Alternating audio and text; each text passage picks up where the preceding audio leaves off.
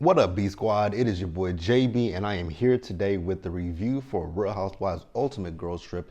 This is season 3, episode number 5. The episode was titled Tantric Tantrums. So, before we go ahead and get into this review, if you guys are watching this video or any other on the channel, and you guys aren't subscribed yet, then do me a solid favor and stop taking me out on this date and having me pay for it at the end of it. You guys know you can do me that favor by liking the video, subscribing to the channel, turning on your post notifications, and sharing the video. And with that out the way, without further ado, let's discuss Real Housewives Ultimate Girls Trip, you guys, shall we?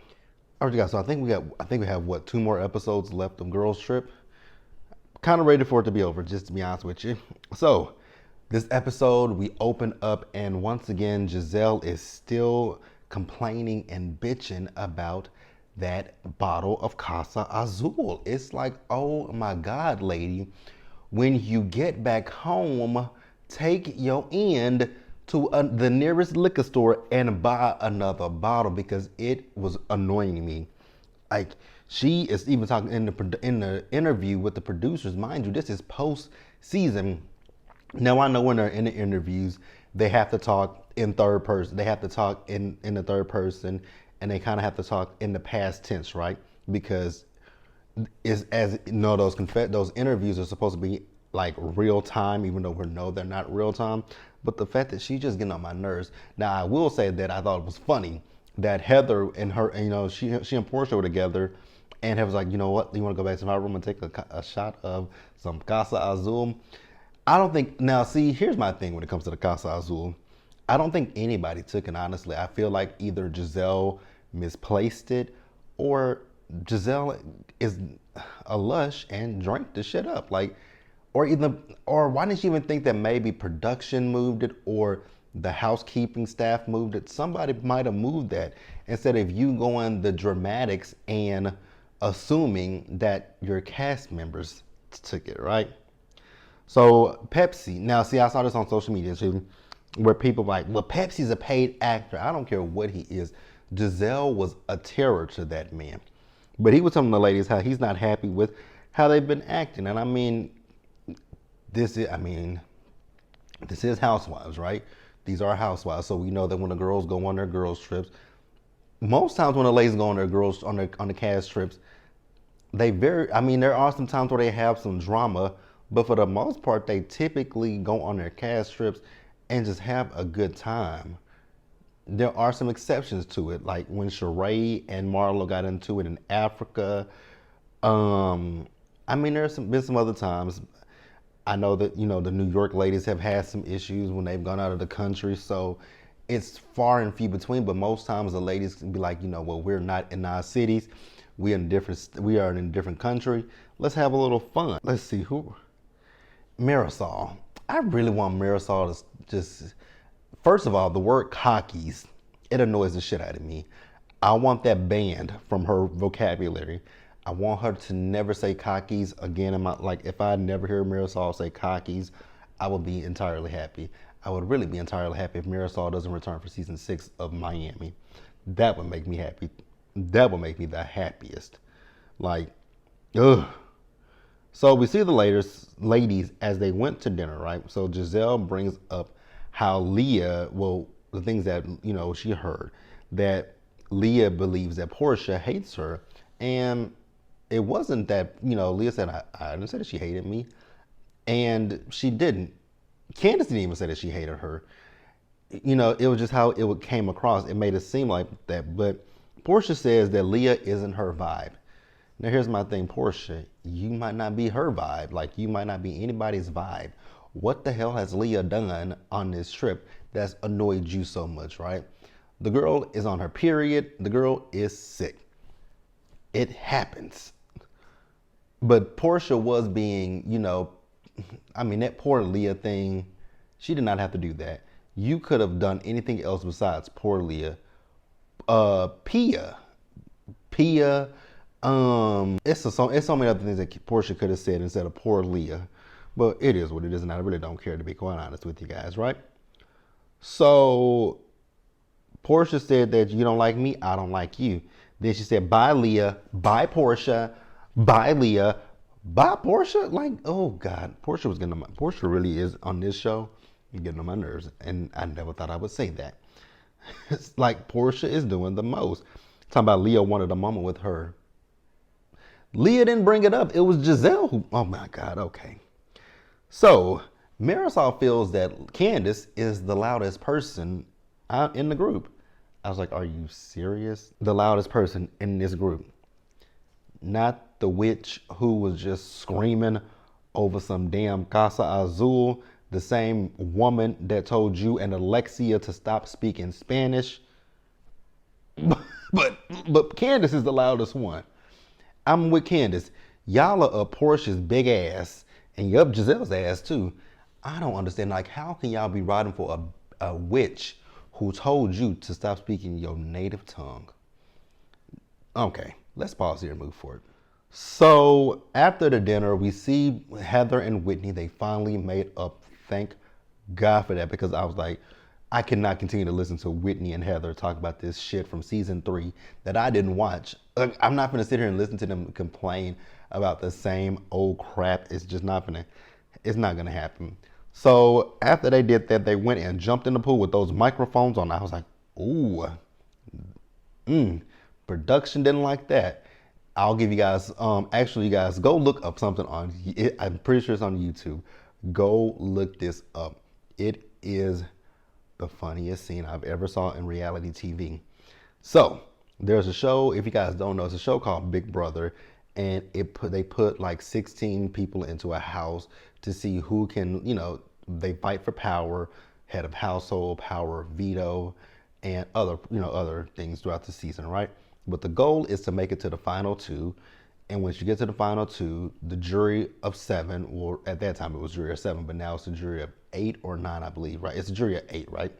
So the jury will decide who votes, they'll decide who wins the money. Now, when I used to watch it, it was $500,000 and $50,000, but I think they've gone up to $250,000 now. And I don't know what the runner-up gets, right? But see, there's a season 11, there was this girl named Shima. She destroyed her microphone. She was so pissed off, right? Because there was this power that had been in place since the season started. It was called the coup d'etat, right? And there was this guy named Jeff Schroeder who had the coup d'etat. And they called it the wizard power. They didn't know what the power was. They knew that it was in place for so many evictions, right? And coincidentally, the week that this girl Shima became head of household, she has said it. If Jeff has the power, y'all need to fish tank my ass, because she's gonna have the FCC all over them, right? So what happened is, so when you become the HOH, you can nominate 2 people for eviction, right? They both have the opportunity to take themselves off the block, or someone else can take them off the block with the golden power of veto, right? Nothing happened. Now this power that was in place, the coup d'etat, it was in place until that last eviction right there. So they kind of knew that it was going to come up, and that power, the person who willed that power, they can say, hey, I want to use the power, right? Just stand up and announce it. And Jeff, he used the power that week. So he took both of the nominees off of the block, and he put his own nominees up there, and they ended up voting out this guy named Jesse, right? And so the aftermath of that, she was defiant to production. Now, throughout the whole season, they said she was defiant, right? But this particular moment, because I'm a Big Brother fanatic, so I watched the live feeds, right? This night, they had to cut the feeds because she was doing the fool, right? So she took her microphone off at one point, and production said, Shima, please put on your microphone. So she didn't. Shima, please put on your microphone. I'm not doing it. Shima, please put on your microphone. So she eventually put the microphone on, but she didn't keep it on for that long. So she just took the microphone off and put it and just chunked it into the pool. And they were like, oh my God, Shima chunked her microphone right into the pool. Go look it up, you guys. It's on. I'm pretty sure it's on YouTube. Just look up Shima Simone. That's her name, Shima Simone. Look it up, and you will see her throw that goddamn microphone in the pool.